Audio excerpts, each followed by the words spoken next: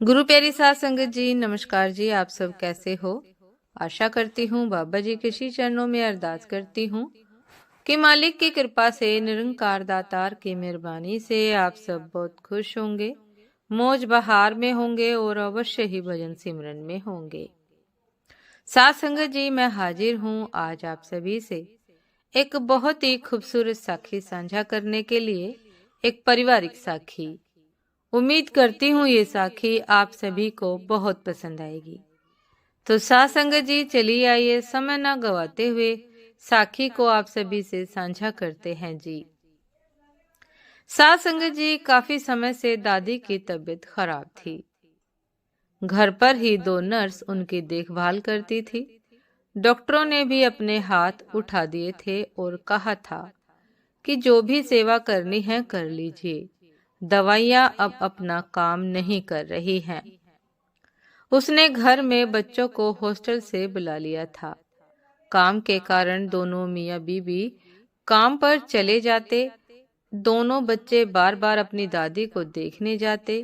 दादी ने आंखें खोली तो बच्चे दादी से लिपट गए। दादी, पापा कहते हैं कि आप बहुत अच्छा खाना बनाती हो। हमें हॉस्टल का खाना अच्छा नहीं लगता। क्या आप हमारे लिए खाना बनाओगी? नर्स ने बच्चों को डांटा और बाहर जाने को कहा। अचानक से दादी उठी और नर्स पर बरस पड़ी। आप जाओ यहाँ से। मेरे बच्चों को डांटने का हक किसने दिया है?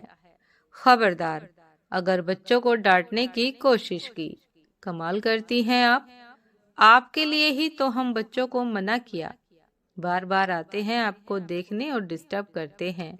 आपको आराम नहीं करने देते। अरे, इनको देखकर मेरी आंखों और दिल को कितना आराम मिलता है तू क्या जाने। ऐसा करो, मुझे जरा नहाना है, मुझे बाथरूम तक ले चलो।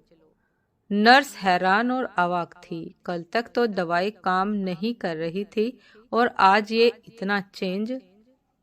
सब समझ के बाहर था। जैसे नहाने के बाद दादी ने नर्स को खाना बनाने में मदद करने को कहा।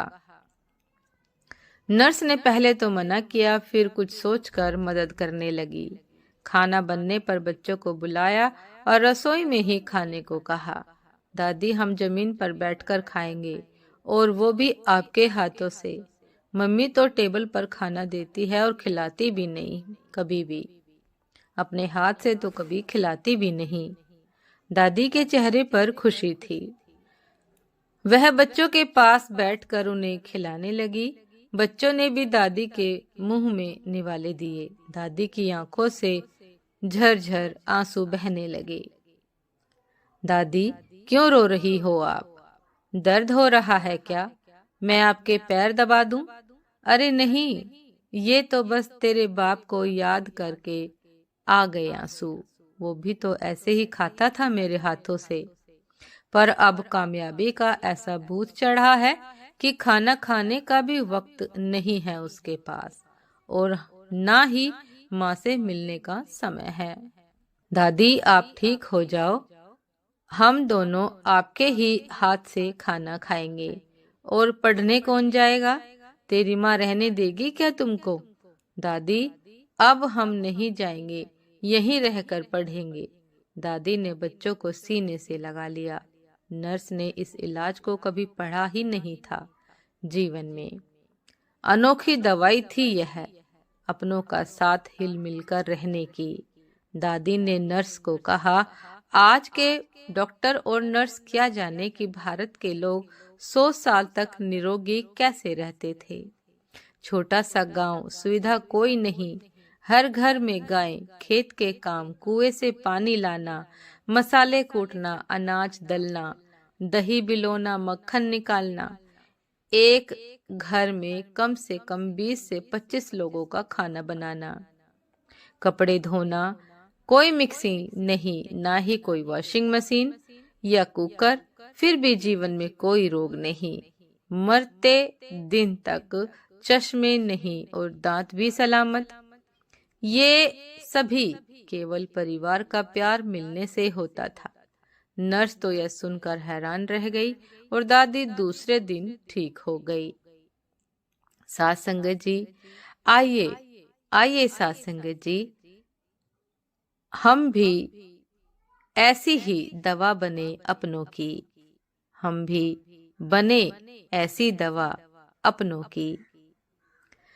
साथ संगत जी ये थी आज की एक खूबसूरत साखी कि किस प्रकार की अनोखी दवाई दादी को मिली, प्रेम की दवाई, बच्चों के स्नेह की दवाई, जिससे दादी एकदम ठीक हो गई।